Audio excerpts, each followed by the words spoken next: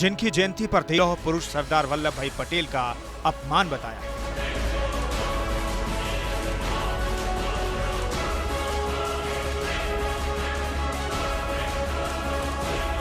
आखिर सीडब्ल्यूसी की बैठक में ऐसा क्या हुआ कि बीजेपी ने इसे सरदार पटेल का अपमान बताया है? किसने भारत रत्न सरदार पटेल को जिन्ना का साथी बता दिया और जम्मू कश्मीर को पाकिस्तान से मिलाने की साजिशकर्ता बताने में जरा भी हिचकिचाहट नहीं दिखाई? ये सब आपको बताएंगे, बने रहिए न्यूज इंडिया के साथ।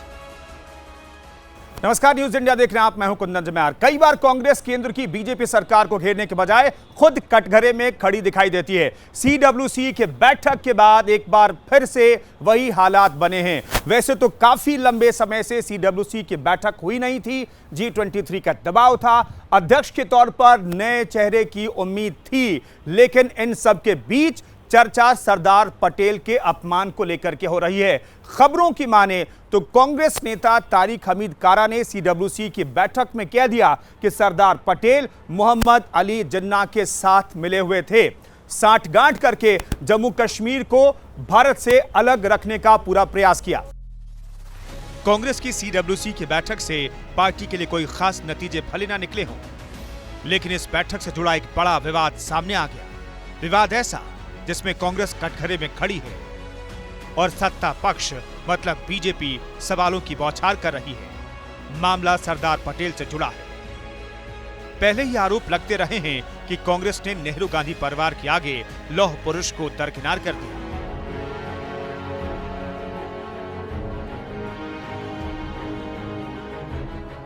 लेकिन सीडब्ल्यूसी की बैठक में तो इससे कहीं आगे जाकर कांग्रेस नेता तारिक हमीद कारा ने पटेल को जिन्ना का साथी बता दिया। यहां तक कह दिया कि पटेल जिन्ना के साथ मिलकर जम्मू कश्मीर को भारत से अलग रखना चाहते थे। तारिक हमीद कारा ने एक तरफ तो पटेल को देश विरोधी बता दिया, तो दूसरी तरफ जम्मू कश्मीर को भारत में मिलाए रखने के लिए क्रेडिट पहले प्रधानमंत्री जवाहरलाल नेहरू को दे दिया। अब बीजेपी से चाटुकारिता की हद बता रही है कि कांग्रेस केवल और केवल एक परिवार की ही पार्टी है।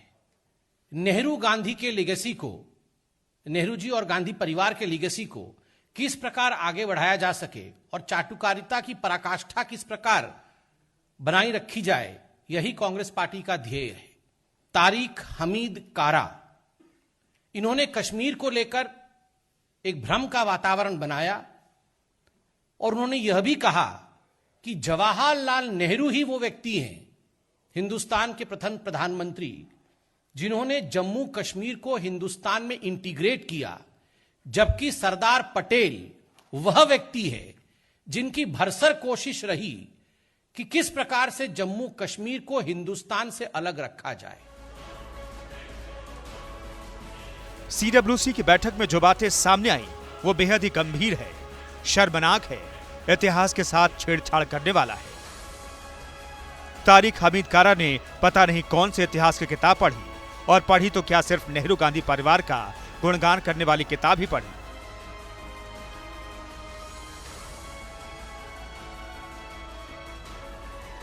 सीडब्ल्यूसी में तारिक हमीद कारा ने कहा, भारत के पहले प्रधानमंत्री जवाहरलाल नेहरू ने ही जम्मू कश्मीर को भारत के साथ जोड़ा है। अगर सरदार पटेल का वर्ष चलता तो जम्मू कश्मीर आज भारत नहीं पाकिस्तान में होता। बैठक में जब तारिक हमीद कारा ने यह बयान दिया, दावा किया जा रहा है कि उस वक्त सोनिया गांधी और राहुल गांधी भी वहां मौजूद थे।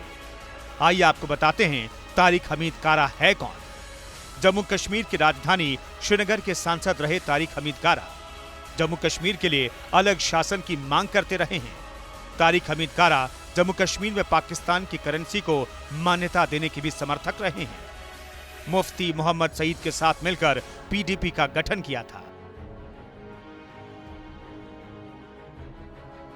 खबरों के मुताबिक जब तारिक हमीद कारा ने सीडब्ल्यूसी में सरदार पटेल को लेकर बयान दिया, तब कांग्रेस के कुछ नेताओं ने उन्हें टोका था, लेकिन बवाल के बावजूद कहा जा रहा है कि अब भी वो अपने बयान पर अड़े हैं और उनका दावा है कि यह बयान तथ्यों पर आधारित है। इधर कांग्रेस के कुछ नेता ऐसी बातों से इनकार कर रहे हैं। हालांकि कांग्रेस नेता कह रहे हैं कि नेहरू और पटेल एक ही सिक्के के दो पहलू थे। आरएसएस इतिहास के उन पन्नों पर जाकर इस देश को गुमराह करने का प्रयास करता है जो पब्लिक डोमेन में नहीं है। हकीकत ये है कि सरदार वल्लभ भाई पटेल जी ने स्वयं जवाहरलाल नेहरू जी का नाम प्रधानमंत्री पद के लिए प्रस्तावित किया था। और ये भी लोग जानते हैं कि महात्मा गांधी जी के दो सबसे खास लोगों में पंडित जवाहरलाल नेहरू जी थे और सरदार वल्लभ भाई पटेल जी थे। देश का बच्चा बच्चा जानता है देश के लिए सरदार पटेल के योगदान को। देश को एक सूत्र में पिरोने वाले सरदार पटेल ही थे।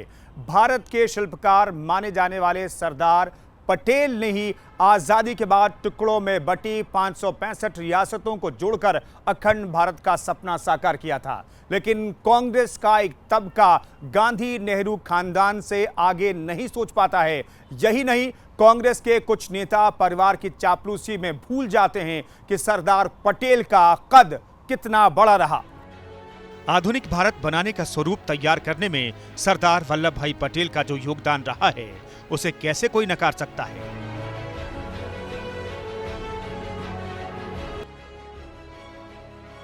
कैसे उनके ऐतिहासिक योगदान को भुलाया जा सकता है। कैसे कोई ये नासमझी भरा बयान दे सकता है कि पटेल जिन्ना से मिले थे और जम्मू कश्मीर को भारत से अलग रखना चाहते थे। ये सरदार पटेल का सिर्फ अपमान नहीं, बल्कि जैसा संबित पात्रा ने कहा, पाप से कम नहीं है। लेकिन क्या इस पाप की सजा तारिक हमीद कारा को मिलेगी और कांग्रेस उन्हें सभी जिम्मेदारियों और पार्टी से बाहर का रास्ता दिखाएगी जैसा बीजेपी मांग कर रही है? इन सवालों के बीच हम ये कभी नहीं भूल सकते कि लौह पुरुष सरदार वल्लभ भाई पटेल ही थे जिन्होंने रियासतों में बंटे भारत को एक झंडे के नीचे लेकर आए। उस वक्त की चुनौतियों को पार पाते हुए देश को एक सूत्र में पिरोया। उनकी दृढ़ इच्छा शक्ति ही थी जिससे 565 रियासतों ने अपने स्वार्थ से ऊपर उठकर भारत में खुद का विलय कराया। अगर गांधी जी के नेहरू के बजाय पटेल जी आ गए होते तो हमारी जो पॉलिसीज थी उनके अंदर जो लचर पॉलिसीज हमारी नीतियाँ थी वो ना होती और बहुत फर्म नीतियाँ होती हैं।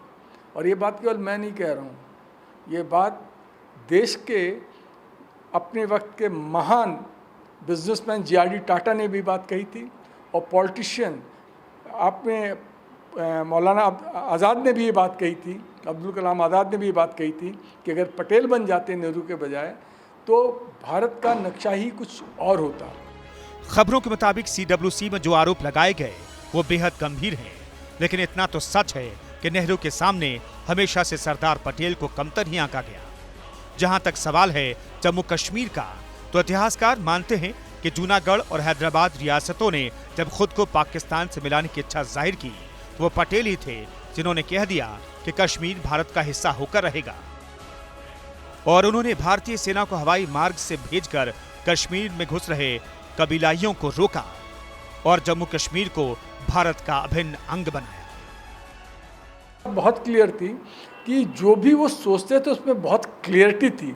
और सबसे बढ़िया बात, अच्छी बात जो थी, जो कि हज़ारों पॉलिटिशियन, हज़ारों व्यक्तियों में से एक मिलती है, उनके अंदर दृढ़ता थी पर जड़ता नहीं थी। जैसे उसका मैं आपको एग्जांपल देता हूँ। कश्मीर इशू की बात हम कर लेते हैं।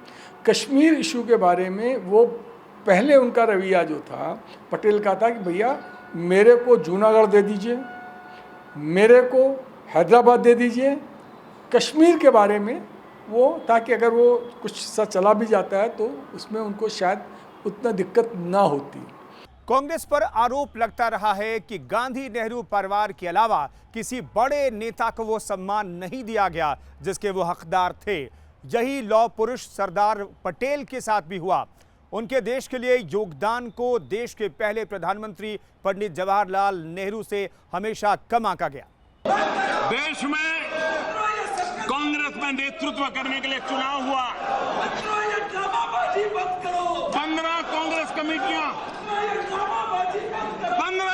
कमेटियां, उसमें से 12 कांग्रेस कमेटियों ने सरदार वल्लभ भाई पटेल को चुना था। 3 लोगों ने नोटा किया था, किसी को भी वोट नहीं देने का निर्णय किया था। उसके बावजूद भी नेतृत्व सरदार वल्लभ भाई पटेल को नहीं दिया गया। वो कौन सा लोकतंत्र था? पंडित नेहरू को बिठा दिया गया। अगर देश के पहले प्रधानमंत्री सरदार वल्लभ भाई पटेल होते तो मेरा कश्मीर का ये हिस्सा आज पाकिस्तान के पास न होता। 7 फरवरी 2018 को राष्ट्रपति के अभिभाषण पर हुई चर्चा का जवाब देते प्रधानमंत्री नरेंद्र मोदी के इस बयान से आप सोच सकते हैं कि मौजूदा मोदी सरकार की नजरों में सरदार पटेल की अहमियत क्या है। सरदार पटेल के लिए मोदी सरकार ने जो किया उससे भी यह जाहिर होता है। चाहे सरदार पटेल की स्टैच्यू ऑफ यूनिटी की विशालता हो या उनकी जयंती पर राष्ट्रीय एकता दिवस मनाने की परंपरा की शुरुआत। लेकिन इसके उलट जिस पार्टी के लिए उन्होंने अपना जीवन खपा दिया, देश की सेवा की, तो एक कांग्रेस नेता के तौर पर उस पार्टी में वो सम्मान कभी नहीं मिला जिसके वो हकदार थे। सरदार पटेल जो थे ये उन लोगों में से थे जो कि वो नेता थे जो कि स्वाभाविक रूप से ही नेता होते हैं। जिस समय गांधी जी चंपारण के अंदर आंदोलन कर रहे थे, उसी टाइम पे खेड़ा के अंदर, आपको सबको मालूम है, टैक्सेशन को लेकर गुजरात के अंदर वहाँ पर पीजेंट जो थे, जो वहाँ के जो किसान थे, वो नहीं देना चाहते थे क्योंकि फसलें वगैरह बहुत ख़राब हो गई थी, अकाल पड़ गया था, नहीं देना चाहते थे अंग्रेज़ों को। और उस समय अंग्रेज़ों ने कहना चाहिए ज़बरदस्ती लेना चाहते थे। गांधी जी वांटेड समवन, गांधी जी चंपारण छोड़ के जा नहीं सकते थे, तो खेड़ा के अंदर उनको एक कोई चाहिए था वॉलंटियर। और वॉलंटियर कौन बना? 1917 की बात है। उन्होंने कहा कोई करे, उन्होंने अचानक सबकी निगाह गई सरदार पटेल के ऊपर और सरदार पटेल अचानक नेता बन गए। इतिहास हमें बहुत कुछ सिखाता है। इतिहास के नायक से हम सीखते रहते हैं, लेकिन कांग्रेस नेता जिस तरह से बयानबाजी करते रहते हैं उससे तो यही लगता है कि कांग्रेस सिर्फ नेहरू गांधी परिवार के इर्द गिर्द ही घूम रही है। 5 राज्यों के चुनाव नजदीक हैं।